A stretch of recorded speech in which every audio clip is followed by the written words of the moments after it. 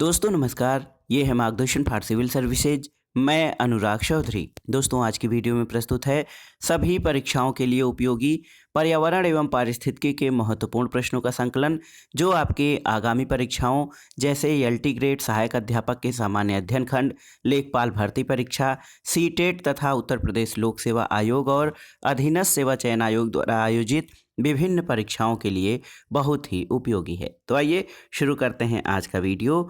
महत्वपूर्ण अध्ययन सामग्री के अंतर्गत पर्यावरण एवं पारिस्थितिकी के प्रश्नों का भाग 1। सबसे पहले देखिए, बहुत ही महत्वपूर्ण प्रश्न है और आसान सा प्रश्न है। विश्व पर्यावरण दिवस यानी वर्ल्ड इन्वायरमेंट डे कब मनाया जाता है? तो प्रतिवर्ष 5 जून को विश्व पर्यावरण दिवस मनाया जाता है। इको मार्क उन भारतीय उत्पादों को दिया जाता है जो इको मार्क उन भारतीय उत्पादों को दिया जाता है जो पर्यावरण के प्रति मैत्रीपूर्ण और संतुलनकारी हों। एक मनुष्य के जीवन को पूर्ण रूप से धारणीय करने के लिए आवश्यक न्यूनतम भूमि को क्या कहा जाता है? तो दोस्तों, इकोलॉजिकल फुटप्रिंट या पारिस्थितिकी पदछाप कहा जाता है एक मनुष्य के जीवन को पूर्ण रूप से धारणीय करने के लिए। और पारिस्थितिकी पदछाप की इकाई क्या है? तो इसकी इकाई ग्लोबल हेक्टेयर होती है। अगला प्रश्न है, दो भिन्न समुदायों के बीच का जो संक्रांति क्षेत्र या ट्रांजिशन जोन होता है उसको क्या कहा जाता है? तो दोस्तों दो भिन्न समुदायों के बीच के संक्रांति क्षेत्र को इकोटोन कहा जाता है। अगला है कि पारिस्थितिकी तंत्र में तत्वों के चक्रण को क्या कहते हैं? तो इसको कहते हैं दोस्तों जैव भू रासायनिक चक्र, पारिस्थितिकी तंत्र में तत्वों के चक्रण को। अगला प्रश्न है, वह कौन सा कारक जैव विविधता के ह्रास के लिए सर्वाधिक उत्तरदायी या महत्वपूर्ण है? तो उत्तर है प्राकृतिक वास का विनाश या प्राकृतिक आवासों का विनाश। दोस्तों, जैव विविधता के ह्रास के लिए कई कारण उत्तरदायी हैं, लेकिन इनमें सबसे महत्वपूर्ण है प्राकृतिक आवासों का विनाश। अगला प्रश्न है, संयुक्त राष्ट्र संघ ने किसे 2011 से 2020 के लिए किसका वर्ष घोषित किया है? तो ये है दोस्तों जैव विविधता दशक। अगला प्रश्न है, भारतीय संसद द्वारा जैव विविधता अधिनियम कब पारित किया गया था? तो दिसंबर 2002 में। और अगला प्रश्न है, हाल में कौन सी ड्रग गिद्धों की समष्टि के ह्रास के लिए उत्तरदायी प्रतिवेदित की गई है? तो ये है डिक्लोफिनेक सोडियम। दोस्तों, ये जानवरों को दर्द निवारक के रूप में दिया जाने वाला एक रसायन है और जो गिद्धों की समष्टि में ह्रास के लिए सबसे उत्तरदायी दवा है। अगला प्रश्न है, प्रकृति एवं प्राकृतिक संसाधन अंतर्राष्ट्रीय संरक्षण संघ द्वारा प्रकाशित देखिए रेड डेटा बुक्स में किसे शामिल किया जाता है? तो दोस्तों रेड डेटा बुक्स जो है ये दोस्तों एक तरह से देखा जाए तो विलुप्त होने वाली या संकटग्रस्त पौधों और पशु जातियों की सूची होती है रेड डेटा बुक। अगला प्रश्न है, भारतीय पक्षियों में कौन सा अधिक संकटापन्न किस्म का है? तो ये है ग्रेट इंडियन बस्टर्ड। दोस्तों, ग्रेट इंडियन बस्टर्ड भारतीय पक्षियों में सबसे अधिक संकटापन्न है। सर्वाधिक जैव विविधता कहाँ पाई जाती है? तो उष्णकटिबंधीय वर्षा वनों में सर्वाधिक जैव विविधता पाई जाती है। रामसर सम्मेलन किससे संबंधित है? तो ये नम भूमियों या आर्द्र भूमियों के संरक्षण से। और किस राज्य में भारत की सबसे बड़ी अंतर्देशीय लवणीय आर्द्र भूमि है? तो ये है दोस्तों गुजरात में। अगला प्रश्न है, कौन एक प्रवाल विरंजन का सबसे प्रभावी कारक है? तो सागर के जल में सामान्य तापमान में वृद्धि जो है वो प्रवाल के विरंजन के लिए सबसे उत्तरदायी कारक है। ग्रीन हाउस गैसों की संकल्पना किसने प्रस्तुत की थी? तो जोसेफ फोरियर ने। और कौन सी प्राकृतिक रूप से पाई जाने वाली ग्रीन हाउस गैस सर्वाधिक ग्रीन हाउस इफेक्ट करती है? तो दोस्तों ये जलवाष्प है। जलवाष्प जो है ये ऐसी ग्रीन हाउस गैस है जो सबसे अधिक ग्रीन हाउस इफेक्ट उत्पन्न करती है। दोस्तों, कार्बन डाइऑक्साइड के उत्सर्जन में सर्वाधिक योगदान करने वाला देश कौन सा है? तो चीन पहले स्थान पर है कार्बन डाइऑक्साइड उत्सर्जन में। वैश्विक तापन के लिए सर्वाधिक उत्तरदायी गैस कौन सी है? तो कार्बन डाइऑक्साइड और मीथेन ये ग्लोबल वार्मिंग के लिए सबसे अधिक उत्तरदायी गैसें हैं।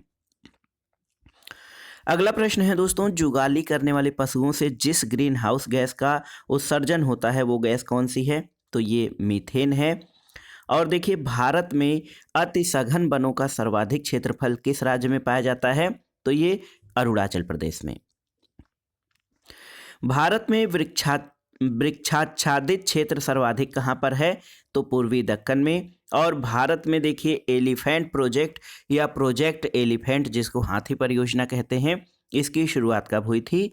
तो 1992 में हाथियों के संरक्षण के लिए। कोयला, पेट्रोल, डीजल आदि का दहन किसका स्रोत है? तो ये वायु प्रदूषण का स्रोत है, क्योंकि हाइड्रोकार्बन्स और कई प्रदूषक कण वायुमंडल में मिल जाते हैं। अगला प्रश्न है, भारत में कौन नवीकरणीय ऊर्जा स्रोत का सर्वाधिक संभाव्यता वाला है? तो ये सौर ऊर्जा है।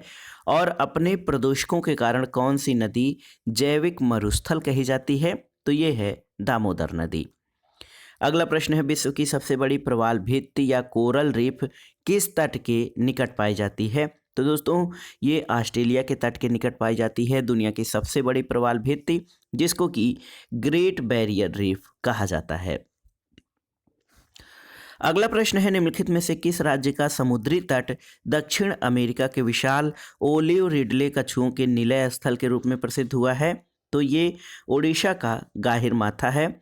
और दोस्तों यहाँ पर देखिए भूमंडलीय उष्मन या ग्लोबल वार्मिंग की आशंका किसकी बढ़ती हुई सांद्रता के कारण बढ़ रही है?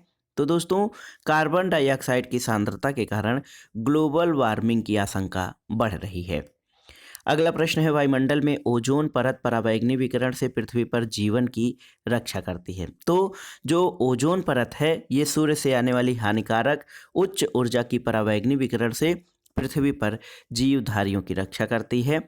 और अगला प्रश्न है, स्वचालित वाहन निर्वातक का सबसे अविशाल धातु प्रदूषक कौन सा है? तो ये है लेड है। और किसी प्रजाति को तब विलुप्त माना जाता है जब वह अपने प्राकृतिक आवास में कितने वर्षों से नहीं देखी गई है? तो 50 वर्ष से।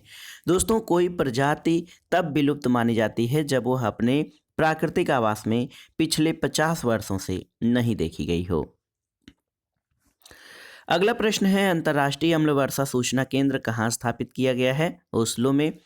और उत्तर प्रदेश में नवाबगंज पश्चिम बिहार कहाँ पर है? तो ये उन्नाव जनपद में है। भारत का वह अभयारण्य जिसमें हाथियों की सबसे अधिक संख्या पाई जाती है वो है काजीरंगा वन्यजीव अभयारण्य, जो कि असम में है। काजीरंगा किस लिए जाना जाता है? तो ये गैंडा संरक्षण के लिए। और एक प्रश्न है कि भारत में सर्वाधिक जैव विविधता कहाँ पाई जाती है? तो साइलेंट वैली या शांत घाटी, जो कि केरल में है दोस्तों, यहाँ पे सर्वाधिक जैव विविधता पाई जाती है। अगला प्रश्न है, अम्ल वृष्टि या एसिड रेन का कारण क्या है? तो ये है सल्फर डाइऑक्साइड। दोस्तों सल्फर डाइऑक्साइड जब वायुमंडल में मिलता है तो वर्षा जल उससे क्रिया करके सल्फ्यूरिक अम्ल यानी H2SO4 का निर्माण करती है और ये अम्ल वर्षा के लिए सर्वाधिक उत्तरदायी है। अगला प्रश्न है, निम्नलिखित में से कौन सा वृक्ष जो कभी सामाजिक वानिकी में लोकप्रिय था अब एक पारिस्थितिक आतंकवादी माना गया है? तो ये है यूकेलिप्टस। दोस्तों यूकेलिप्टस को पारिस्थितिक आतंकवादी कहा गया है। राजीव गांधी राष्ट्रीय उद्यान कहाँ पर है? तो ये राजस्थान में है। और कौन सा पारिस्थितिकी तंत्र पृथ्वी के सर्वाधिक क्षेत्रफल पर फैला हुआ है? तो ये सामुद्रिक है। दोस्तों समुद्रों का विस्तार सर्वाधिक है पृथ्वी पर। अगला प्रश्न है दोस्तों, पारिस्थितिकी तंत्र में उच्चतम पोषण स्तर प्राप्त होता है किसको? तो उच्चतम पोषण स्तर पर सर्वाहारी होते हैं। और किन उपलब्धियों के लिए ग्लोबल 500 पुरस्कार दिए जाते हैं? दोस्तों तो याद रखिएगा, पर्यावरण प्रतिरक्षा के लिए ग्लोबल 500 पुरस्कार दिए जाते हैं। किस देश में सर्वाधिक अम्लीय वर्षा होती है? तो ये है स्कैंडिनेवियन देश नॉर्वे में सर्वाधिक अम्लीय वर्षा होती है। पारिस्थितिकी के जनक कौन है? दोस्तों अर्नेस्ट हैकेल। अर्नेस्ट हैकेल पारिस्थितिकी के जनक हैं। अगला प्रश्न है, पारिस्थितिकी तंत्र यानी इकोसिस्टम की संकल्पना किसने प्रस्तावित किया है? तो A.G. टांसले। पारिस्थितिकी शब्द के जनक अर्नेस्ट हैकेल हैं, जबकि पारिस्थितिकी तंत्र की संकल्पना A.G. टांसले ने प्रतिपादित किया था। अगला प्रश्न है, पारिस्थितिकी निशे यानी पारिस्थितिकी आला की संकल्पना को किसने प्रतिपादित किया? जोसेफ ग्रीनेल ने। जीवमंडल आरक्षित जो परिरक्षण क्षेत्र हैं वो किसके लिए हैं? तो ये आनुवांशिक विभिन्नता के लिए हैं दोस्तों। अगला प्रश्न है ISO 14001 अंतर्राष्ट्रीय प्रमाणन है जो प्रदूषण नियंत्रण प्रणाली स्थापित करने वाली औद्योगिक इकाइयों को दिया जाता है। तो याद रखिएगा ISO 14001 ये एक अंतर्राष्ट्रीय सर्टिफिकेशन है जो प्रदूषण नियंत्रण प्रणाली स्थापित करने वाली औद्योगिक इकाइयों को दिया जाता है। ओजोन परत किस मंडल में है? तो दोस्तों ओजोन परत पृथ्वी के समताप मंडल में स्थित है। ओजोन परत का अंतर्राष्ट्रीय दिवस ओजोन संरक्षण दिवस कब मनाया जाता है? 16 सितंबर को। और वर्ल्ड वाइल्ड फंड यानी WWF का प्रतीक कौन सा है? जॉइंट पांडा। जॉइंट पांडा दोस्तों ये WWF का प्रतीक है।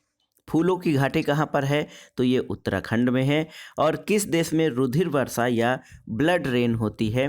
तो ये इटली में दोस्तों ब्लड रेन होती है। अगला प्रश्न है मॉन्ट्रियल प्रोटोकॉल का संबंध किससे है? ओजोन क्षरण की प्रक्रिया को रोकने से संबंधित है। और डाबसन इकाई क्या है दोस्तों? डाबसन इकाई आप जानते हैं ओजोन परत की मोटाई नापने में या ओजोन परत की मोटाई नापने की इकाई डाबसन इकाई है। अगला प्रश्न है दोस्तों समताप मंडल में ओजोन परत का कार्य क्या है? तो ये भूतल पर आने वाली परावैंगनी विकिरण को रोकना ये जो है समताप मंडल में ओजोन परत का कार्य है। भारत का राष्ट्रीय पक्षी कौन सा है? तो ये है मोर यानी पाओ क्रिस्टेटस। और राजा जी राष्ट्रीय पार्क एक प्राकृतिक आवास है कहाँ पर, किसके लिए? तो ये एशियाई हाथी के लिए राजा जी राष्ट्रीय पार्क स्थित है। भारत में स्थापित प्रथम राष्ट्रीय पार्क उत्तराखंड में है, वो कौन सा है? तो ये है दोस्तों Jim Corbett national park. Bharat के किस राज्य का सर्वाधिक क्षेत्र वनाच्छादित है? तो मध्य प्रदेश में। और टाइगर स्टेट यानी जो है टाइगर राज्य किसे घोषित किया गया है? मध्य प्रदेश को।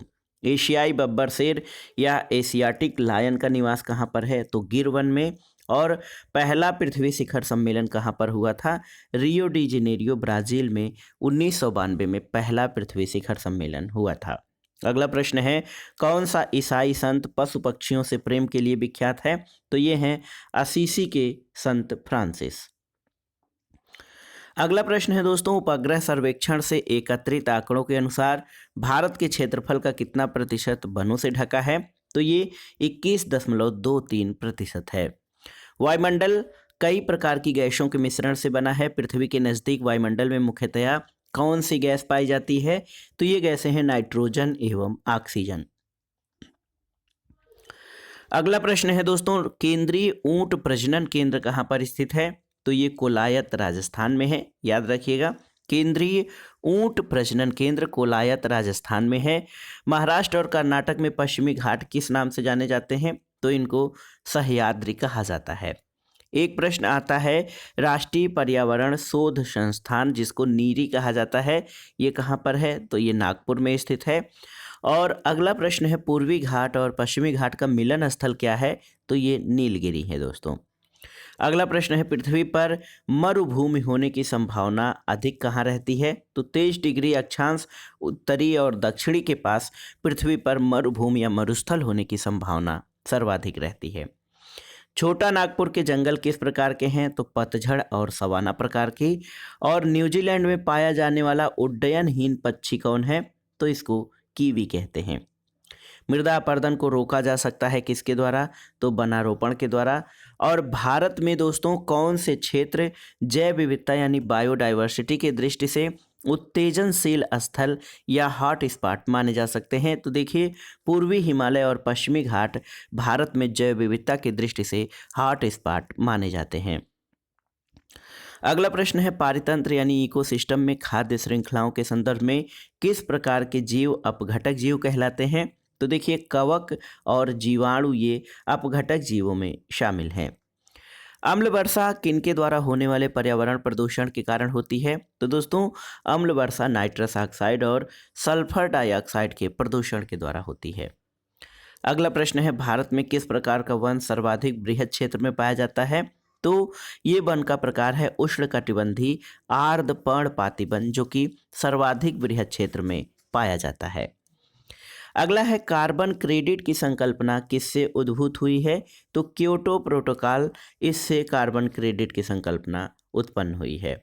अगला प्रश्न है दोस्तों, निम्नलिखित में से कौन से प्राणी संकटापन्न जातियों के संवर्ग में आते हैं? तो देखिए, महान भारतीय सारस या ग्रेट इंडियन बस्टर्ड, कस्तूरी मृग, लाल पांडा और एशियाई वन्य गधा ये संकटापन्न प्रजातियों के संवर्ग में आते हैं। अगला प्रश्न है, लाइकेन जो एक नग्न चट्टान पर भी पारिस्थितिकी अनुक्रम को प्रारंभ करने में सक्षम है, वास्तव में किनके सहजीवी साहचर्य हैं? तो दोस्तों, लाइकेन जो है शैवाल और कवक के बीच सहजीवी साहचर्य है। किस देश में उसके भौगोलिक क्षेत्र का उच्चतम प्रतिशत वनों से ढका हुआ है? तो जापान में। और पारिस्थितिकी तंत्र के जैविक घटकों में कौन सा उत्पादक घटक है? तो दोस्तों, उत्पादक घटक या प्राथमिक घटक ये आपके हरे पौधे होते हैं। और सूर्य जो है हमारे पर्यावरण में ऊर्जा का केंद्र है। अगला प्रश्न है, कौन सा गैस ग्रीन हाउस प्रभाव में योगदान देता है? तो ये गैसें हैं कार्बन डाइऑक्साइड और मीथेन। सर्वाधिक अस्थायी पारिस्थितिकी तंत्र कौन सा है? तो देखिए, ये महासागर होते हैं सर्वाधिक अस्थायी पारितंत्र। विलुप्त होने वाले प्रजातियों की सूचीबद्धता, यानी विलुप्त होने वाले पौधों और पशु पक्षियों की सूचीबद्धता किसमें होती है? तो ये रेड डेटा बुक होती है, जिसको लाल किताब कहते हैं। और अगला प्रश्न है, कौन सी जैव विविधता के संरक्षण के लिए महत्वपूर्ण नीति है? तो जैव मंडल रिजर्व। अगला प्रश्न है, यूरो 2 मानकों को पूरा करने के लिए अति अल्प सल्फर डीजल में सल्फर की मात्रा कितनी होनी चाहिए? तो ये मात्रा है 0.05% या इससे कम होनी चाहिए यूरो 2 मानकों को पूरा करने के लिए जो है डीजल में सल्फर की मात्रा। अगला प्रश्न है दोस्तों, वायु प्रदूषकों में कौन एक रक्त धारा को दुष्प्रभावित कर मौत उत्पन्न कर सकता है? तो ये कार्बन मोनोऑक्साइड है, जिसको दम घोटू गैस भी कहा जाता है। अगला प्रश्न है, वायुमंडल में उपस्थित ओजोन द्वारा निम्नलिखित विकिरण अवशोषित किया जाता है? तो पराबैंगनी विकिरण। और पीने के पानी को शुद्ध करने के लिए किसे प्रयोग में लाया जाता है? क्लोरीन गैस को। भारत के किस राज्य में फुलहर झील है? तो ये उत्तर प्रदेश में। और जंगली गधों का अभ्यारण्य कहाँ है? तो गुजरात में कच्छ में दोस्तों जंगली गधों का अभ्यारण्य है। मीठे पानी की कल्पसर परियोजना कहाँ पर स्थित है? गुजरात में। और पेरियार गेम अभ्यारण्य ये बाघों के लिए प्रसिद्ध है। मनुष्य के अंगों में कौन एक हानिकारक विकिरणों से सर्वाधिक दुष्प्रभावित होता है? तो आँख होती है। और देखिए, एक पुस्तक है हरित विकास या ग्रीन डेवलपमेंट, तो इस पुस्तक के लेखक कौन है? WM एडम्स दोस्तों हरित विकास या ग्रीन डेवलपमेंट पुस्तक के लेखक हैं। अगला प्रश्न है, धाड़ी विकास जिसको सस्टेनेबल डेवलपमेंट कहा जाता है, किसके उपयोग के संदर्भ में अंतर पीढ़ीगत संवेदनशीलता का विषय है? तो ये प्राकृतिक संसाधनों के विषय में है। लाइकेन सबसे अच्छे सूचक हैं किसके? वायु प्रदूषण के। और राष्ट्रीय पर्यावरण इंजीनियरिंग शोध संस्थान यानी नीरी ये कहाँ पर स्थित है? नागपुर महाराष्ट्र में। अगला प्रश्न है दोस्तों, उत्तर प्रदेश में एक बब्बर शेर सफारी स्थापित किया गया है इटावा में। और एक बायोगैस संयंत्र में कौन सी प्रक्रिया होती है? तो बायोगैस में किण्वन की प्रक्रिया होती है। अगला प्रश्न है, पर प्रदूषण युक्त वायुमंडल को निम्न में किसके द्वारा स्वच्छ किया जाता है? तो ये वर्षा है। और कौन सा एक पारिस्थितिकी संतुलन बनाए रखने में मदद नहीं करता है? दोस्तों, वनों की कटाई पारिस्थितिकी संतुलन नहीं बल्कि पर्यावरण के लिए व्यापक खतरा उत्पन्न करता है। भारत में पर्यावरण संरक्षण अधिनियम कब पारित हुआ था? तो 1986 में। और ग्रीन मफलर किससे संबंधित है? ये ध्वनि प्रदूषण से संबंधित है। कौन सी एक विश्व का विशालतम पारिस्थितिकी तंत्र है? दोस्तों, समुद्र जो हैं पृथ्वी के 3/4 भाग पर विस्तृत हैं और ये विश्व के विशालतम पारिस्थितिकी तंत्र हैं। मीथेन गैस उत्पादन वाला क्षेत्र कौन सा है? तो धान के गैसों से मीथेन गैस उत्पन्न होती है और जुगाली करने वाले पशुओं से भी। अगला प्रश्न है दोस्तों, भारतीय टाइगरों को बचाने के लिए प्रोजेक्ट टाइगर किस वर्ष प्रारंभ किया गया था? तो 1973 में। और ओजोन छिद्र का निर्माण सर्वाधिक कहाँ पर होता है? ये अंटार्कटिका के ऊपर है। अगला प्रश्न है, गिर के एशियाई शेरों को रखे जाने के लिए किस राष्ट्रीय पार्क या अभ्यारण्य का चयन किया गया है? तो ये पालपुर कूनो मध्य प्रदेश जो है ये गिर के एशियाई शेरों को रखे जाने के लिए चयन किया गया है। अगला प्रश्न है पाल घाट निम्नलिखित में से किसके मध्य स्थित है? तो नीलगिरी और अन्नामलाई पहाड़ियों के बीच पाल घाट दर्रा स्थित है। अगला प्रश्न है यदि पृथ्वी पर पाई जाने वाली वनस्पतियां समाप्त हो जाएं तो किस गैस की कमी हो जाएगी? तो वो है ऑक्सीजन गैस, जो कि प्राणदायिनी गैस कही जाती है। यदि पृथ्वी पर पाई जाने वाली वनस्पतियां समाप्त हो जाएं तो ऑक्सीजन गैस समाप्त हो जाएगा।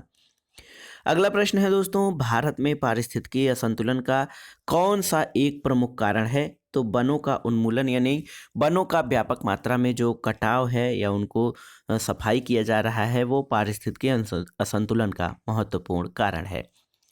और इस वीडियो यानी महत्वपूर्ण अध्ययन सामग्री के अंतर्गत पर्यावरण एवं पारिस्थितिकी के महत्वपूर्ण प्रश्नों के भाग 1 का लास्ट वीडियो है। भारत में वन्य जीव संरक्षण अधिनियम किस वर्ष लागू किया गया? तो 1972। वन्य जीव 1972 और पर्यावरण संरक्षण 1986। ये दोनों याद रखिएगा क्योंकि बार बार परीक्षाओं में पूछे गए हैं। तो ये था आज का वीडियो, पर्यावरण एवं पारिस्थितिकी के महत्वपूर्ण प्रश्नों का संकलन, जो आपके आगामी परीक्षाओं के लिए बहुत ही उपयोगी है। इसमें उन महत्वपूर्ण प्रश्नों को शामिल किया गया है जो आपके आगामी परीक्षाओं जैसे एलटी ग्रेड, सहायक अध्यापक के सामान्य अध्ययन, लेखपाल भर्ती, सीटेट यानी केंद्रीय अध्यापक भर्ती परीक्षा के पर्यावरणीय अध्ययन खंड के लिए बहुत ही उपयोगी हैं। आप इन प्रश्नों को तैयार कर लीजिएगा। दोस्तों, वीडियो आपको कैसा लगा हमें कमेंट बॉक्स में ज़रूर बताइएगा। वीडियो को लाइक करें, शेयर करें और इस चैनल मार्गदर्शन फॉर सिविल सर्विसेज को सब्सक्राइब करें। वीडियो देखने के लिए धन्यवाद। नमस्कार।